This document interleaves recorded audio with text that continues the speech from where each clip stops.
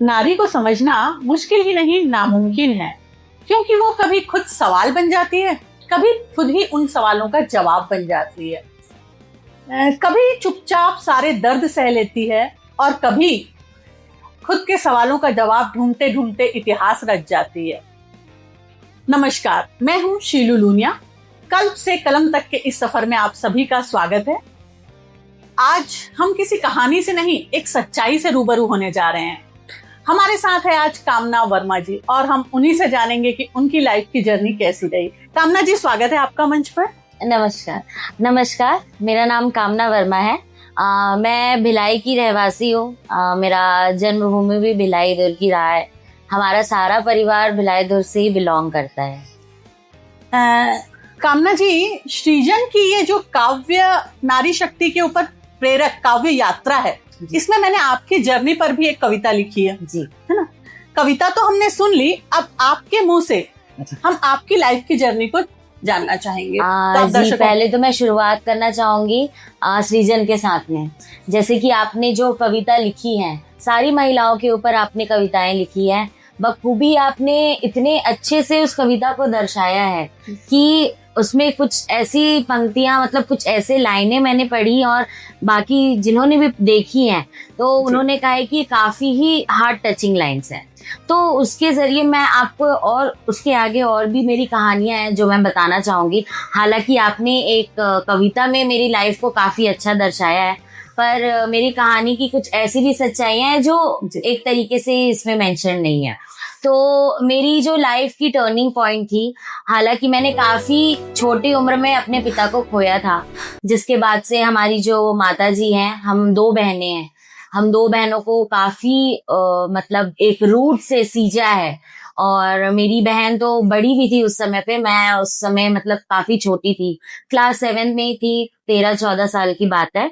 तो काफी कम उम्र में मेरे पिता का साया मेरे सर से उठ चुका था। तो उस दौरान मेरी माँ ने हमें काफी अच्छी परवरिश दी है, किसी भी चीज की कमी हमें होने नहीं दी है। साथ ही साथ हमारे पिता के दिखाए हुए मार्गदर्शन पर हमें एक तरीके से उन्हें मतलब अपनाने के लिए और अच्छी चीजों पे उन्होंने हमें प्रेरणा दी है। कि हमारे पिता हमेशा कहा करते थे कि कभी भी अच्छे जगह पे देने के लिए, यानी हाथ बढ़ाओ जिन्हें तुम्हारी मदद है, मदद करने के लिए कभी पीछे ना आता।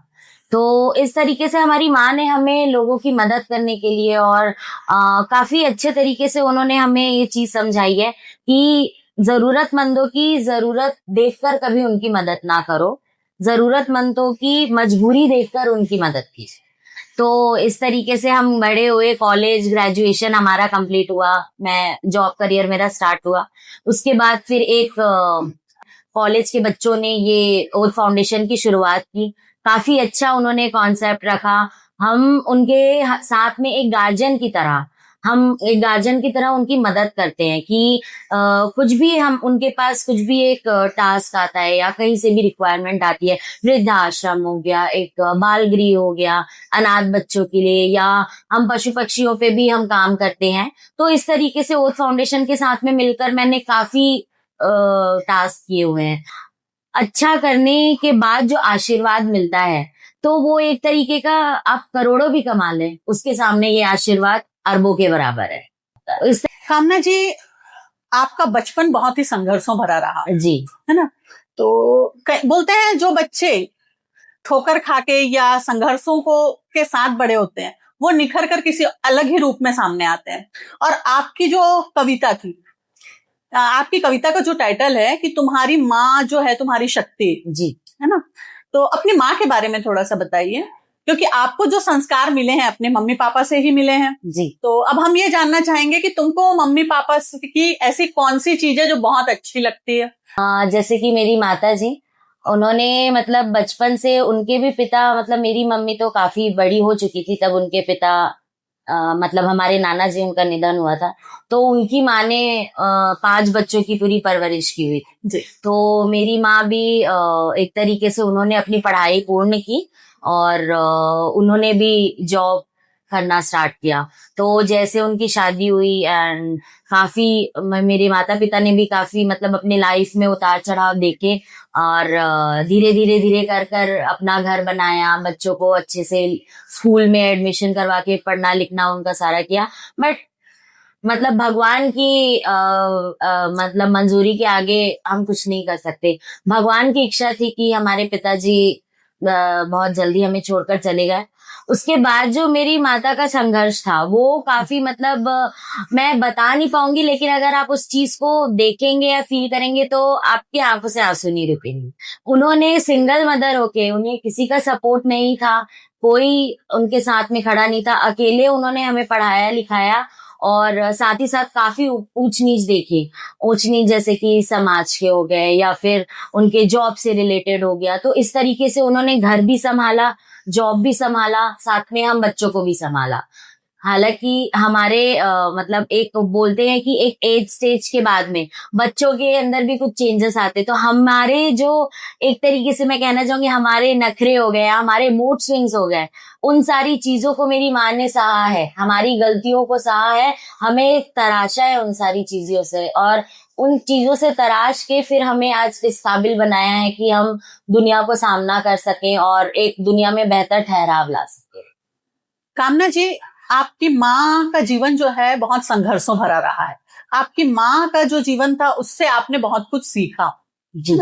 तो ऐसे कौन कौन से पॉइंट थे जो तुमको बहुत अच्छे लगते हो और तुम चाहते हो कि हर माँ, क्योंकि आजकल क्या होता है बच्चों में और मदर में या बोलना चाहिए पेरेंट्स में ही जो कम्युनिकेशन गैप आता जा रहा है ना, तो उसके लिए कैसे और क्या करना चाहिए जिससे कि सही दिशा पर बच्चे जा सके और मदर और डॉटर का जो रिलेशनशिप है वो स्ट्रांग बन सके, तो उसके लिए क्या करना चाहिए ये आप दर्शकों को बताइए। पहली चीज तो मैं ये कहना चाहूंगी, जैसे कि बच्चों का आपने एज गैप की बात की, तो एक तरीके से हमारे माता पिता भी उस दौर से गुजरे हुए हैं। जमाना भले ही अलग रहा लेकिन चीजें आज भी नहीं बदली हैं।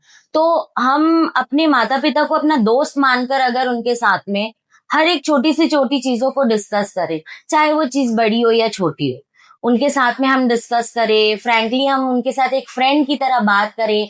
जैसे हम दोस्तों के साथ में घूमना फिरना करते हैं, वैसे अपने माता पिताओं को भी अपने साथ हम एक दोस्त की तरह लेकर चले। तो जीवन में आपके दिमाग में या आपके मन में ऐसा कोई संकोच बचेगा ही नहीं। आप हर चीज अपने माता पिता के सामने बयां करेंगे, वो आपको रोकेंगे टोकेंगे नहीं। बेसिकली बच्चे डरते इसी बात से हैं कि हम बता देंगे तो हमारे माता पिता इस चीज के लिए हमें डांटेंगे या रोक टोक लगाएंगे, पर ऐसा नहीं है। ये मतलब बच्चों का सबसे पहला डर और एक गलत फहमी होता है। ये माता पिताओं से हम बातें शेयर करते हैं तो वो हमें अपनी जगह पर रखकर उस चीज को महसूस कर हमें उस तरीके से हमें चीजें सिखाते हैं। हालांकि पहले बोलते हैं कि चीजें कठिन होंगी, अगर बदलाव लाना है चीजें कठिन होंगी, लेकिन आगे चलकर तुम खुद बोलोगे कि हाँ मम्मी, हाँ पापा, आपने जो एडवाइस दी थी दोस्त बनकर, वो एडवाइस आज हमारे काम आ रही है। तो इस तरीके से हमें अपने माता पिता के साथ में, हम आजकल के बच्चे सोचते हैं बट अभी चेंजेस कुछ आ रहे हैं ऐसे कि माँ बापों को साथ में लेकर चल रहे हैं बच्चे, बट स्टिल कुछ बच्चे ऐसे हैं कि जो डर की वजह से या मम्मी पापा डांट देंगे उस वजह से फ्रैंकली नहीं बात कर पाते। बट उस डर को हटाकर, उस कंफर्ट जोन को हटाकर माँ बाप के साथ में आप बेझिझक सारी बातें कीजिए, तो माता पिता से बेस्ट एडवाइजर आपको दुनिया में कोई नहीं मिलेगा। बहुत अच्छी बात है कामना जी। मैं ये जानना चाहूंगी, क्या आपकी लाइफ में कोई ऐसा पॉइंट आया था जहां आप लड़खड़ा गई? क्योंकि साहस आप में बहुत है, आपकी मदर से मिला, लेकिन क्या कोई ऐसा पॉइंट आया था जहां आप लड़खड़ा गई और किस तरीके से फिर आपने रीस्टार्ट किया?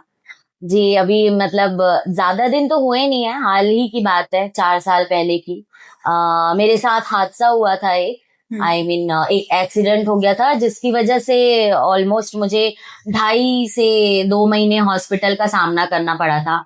आईसीयू में एडमिट थी मैं, घर में ही काम करते करते। हालांकि छोटा सा एक्सीडेंट हो गया था, मेरी ही लापरवाही थी और उसकी वजह से काफी बहुत ज्यादा चेंजेस आए थे। मतलब एक तरीके से मैंने मौत के मुंह से निकलकर उस चीज को सामना किया था। डॉक्टरों ने भी कह दिया था कि चांसेस बहुत कम है बचने के, पर हालांकि जैसे तैसे मैंने हिम्मत जुटाई, क्योंकि मुझे मेरे सामने और कुछ नहीं दिख रहा था सिवाय मेरी माँ। तो हालांकि उन्होंने भी बहुत संघर्ष किया, उस समय पे काफी परेशान होती थी। और एक एक उम्र के बाद में आपकी करने की शक्ति, वो एक्टिवनेस थोड़ी कम हो जाती है।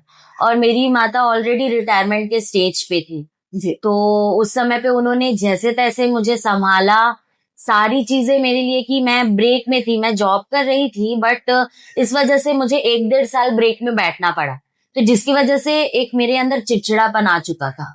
और मैं काफी मम्मी के साथ पे मैं मतलब मेरे मूड स्विंग्स बहुत होते थे। तो उस चीज को उन्होंने काफी मुश्किलों से, एक तरीके से कहना चाहिए मेरे पागलपन को उन्होंने संभाला। और कोशिश की उन्होंने कि बेहतर राह दिखा सकूं। बीच में बहुत उतार चढ़ाव पड़े, काफी मेरे अपनों ने साथ छोड़ा इन सारी चीजों की वजह से, पर वो चीज मेरे लिए रुकावट नहीं बनी। मेरी माता ने बोला कि तुम कहीं भी जाओ, कहीं भी रहो, मैं तुम्हारे साथ हमेशा हूँ जब तक मेरी सांस चल रही है। और इवन इन्होंने ये भी बोला मेरी सांसें भी नहीं चलेंगी तो भी मैं तुम्हारे साथ रहूंगी, लेकिन तुम्हारा साथ छोड़ूंगी नहीं। हिम्मत नहीं हारनी है। मैं आज तक हिम्मत नहीं हारी हूँ। अकेले ये सारी चीजें, मैंने तुमको पाला पोसा, बचपन से लेके आज तक तुमको इतना सींचा है, मैंने हार नहीं मानी। एक माँ के लिए वो चीज काफी दर्दनाक होती है कि अपने बच्चों को इस हालत में देखे। बचपन से उन्हें हमारे लिए तारीफ मिलती रही, आपके बच्चे काफी सुंदर हैं, आप बहुत अच्छे से अपने बच्चों को आपने पाला हुआ है। लेकिन एक माँ जब हर रोज आईने में अपने बच्ची को रोते हुए देखती है तो उनके दिल का वो फीलिंग मैं महसूस नहीं कर पाऊंगी। वो दर्द तो वही एक्सपीरियंस कर सकती है।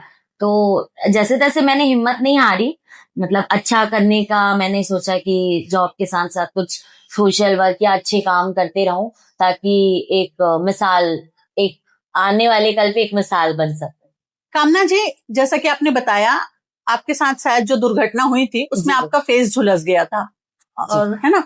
तो आजकल क्या होता है, लड़कियां टीनेज में जब होती हैं और एक पिंपल भी हो जाए तो उसको लेके बहुत ज्यादा परेशान हो जाती है, और आपके साथ इतना बड़ा हादसा हुआ जी, है ना। तो आप ऐसी महिलाओं को, ऐसी लड़कियों को ऐसी कोई टिप्स दीजिए, ऐसी कोई बात बताइए जिससे आपने खुद को मोटिवेट किया और फिर से आगे बढ़ी। ऐसे कुछ पॉइंट बताइए। पहले तो मैं ये कहना चाहूंगी कि शरीर की सुंदरता और मन की सुंदरता दोनों में काफी अंतर होता है। आप अगर चेहरे को लेकर यह सोचेंगे कि चेहरे की वजह से मैं सुंदर हूँ या चेहरे की वजह से मेरी सुंदरता निखर कर आ रही है, तो ये बिल्कुल भी नहीं है। आपका चेहरा आज नहीं तो कल ठीक है, वो ठीक हो जाएगा, जैसे तैसे वो हील होते जाएगा। पर आपकी जो मन की सुंदरता है, अगर कुछ भी हादसा हो रहा है उसके बाद भी आपकी मन की सुंदरता कहीं नहीं जाएगी, तो वो जो आपकी खूबसूरती है वो और निखर कर इंटू 2 हो जाती है। तो मन की सुंदरता एक होना बहुत जरूरी है। सामने से आप दिखाकर अपने आप को अच्छा बता सकते हैं, लेकिन मन के अंदर से आपके सोच हो गए, आपके बोलने का तरीका, आपका एक तरीके से आपकी परवरिश जो होती है, परवरिश हम बोलते हैं अपने बुजुर्गों से और अपने छोटों से बात करने का तरीका, वो तरीका आपका एक पर्सनालिटी इनहांस करता है। और आपकी जो मन की विचार होते हैं, जिसे हम बोलते हैं मन का विचार, मतलब एक पॉजिटिव नेगेटिव पॉइंट्स होते हैं, तो उन मन के विचारों से आपकी सुंदरता निखर कर आए। बहुत सुंदर बात कही आपने। तन सुंदर हो ना हो, मन सुंदर होना चाहिए। मन के सुंदर रहने से उसकी जो खुशबू है जी, है ना, उसको आगे बढ़ने से या इस ब्रह्मांड में फैलने से कोई नहीं रोक सकता। बिल्कुल। हाँ, बहुत सुंदर बात है। आप यहाँ आई जी, है ना, आपने इतना समय दिया, आपका बहुत बहुत धन्यवाद। और ये एक टोकन ऑफ लव हमारी तरफ से। Thank you so. बहुत सुंदर बात कही कामना जी ने। तन की खूबसूरती मायने नहीं रखती, मन खूबसूरत होना चाहिए। कामना जी ऐसी शख्सियत हैं जिन्होंने कई महिलाओं और युवतियों को प्रेरणा दी कि तन को नहीं, मन को सुंदर रखिए। तो अगले एपिसोड में हम ऐसी ही प्यारी सी शख्सियत से फिर मिलेंगे।